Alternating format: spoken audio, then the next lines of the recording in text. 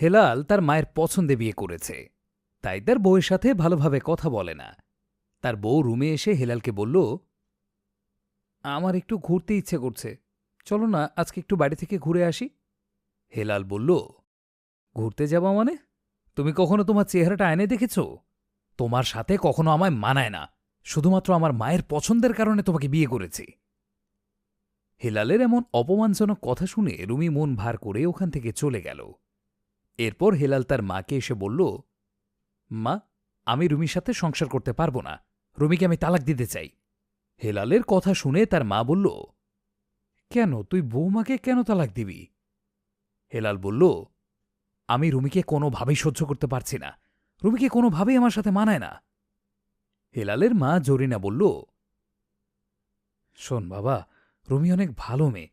যদিও রুমির বাবা গরিব, কিন্তু লোক হিসেবে অনেক ভালো। হেলাল বলল, তার বাবা গরিব হওয়ার কারণে আমি কোনো বন্ধুবান্ধবকে শ্বশুরবাড়িতে নিয়ে যেতে পারি না, অনেক লজ্জা হয়।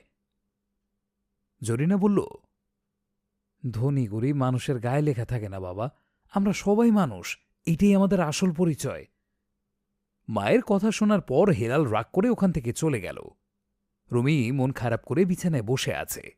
রুমি মনে মনে ভাবছে, আজকে আমার বাবা গরিব, তাই আমি শ্বশুরবাড়িতে অপমানিত হচ্ছি।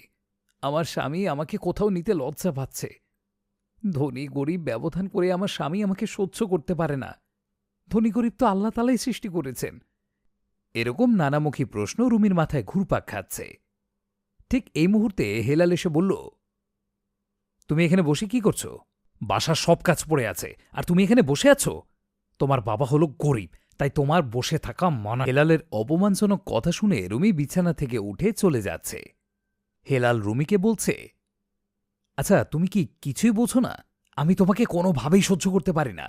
তুমি কিভাবে এখানে থাকো? তোমার সামান্য লজ্জা থাকলেও এই বাসা থেকে চলে যেতে। এরপর রুমি ওখান থেকে চলে গেল।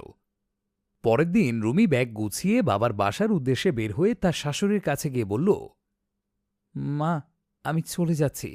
যেহেতু আপনার ছেলে আমাকে পছন্দ করে না, তাহলে এখানে থেকে আমার কী লাভ? জরিনা কিছুই বলতে পারল না। মাথা নিচু করে চুপ করে আছে। বুক ভরা কষ্ট নিয়ে শ্বশুরবাড়ি থেকে চলে গেল রুমি। হেলাল বিছানায় বসে ফেসবুক চালাচ্ছে। হঠাৎ ফেসবুকে একটি খবর দেখতে পেল, হেলালের অতীত প্রেমিকা তার স্বামীকে হত্যা করেছে। দেখা মাত্রই তার মাথায় আকাশ ভেঙে পড়ল।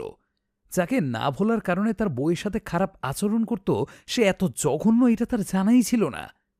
হেলালের চোখে রুমির ভালোবাসার দৃশ্যগুলো ভেসে আসছে। এরপর হেলাল বিছানা থেকে উঠে তার মায়ের কাছে গিয়ে বলল, মা, আমি আমার ভুল বুঝতে পেরেছি। আমি যে জন্য রুমিকে সহ্য করতে পারিনি, তা আজ পরিষ্কার হয়ে গেছে। তুমি রুমিকে গিয়ে তার বাবার বাসা থেকে নিয়ে আসো। আমাদের সমাজে অনেকে আছে যারা বিয়ে করার পরেও তাদের প্রেমিক বা প্রেমিকাকে ভুলতে পারে না।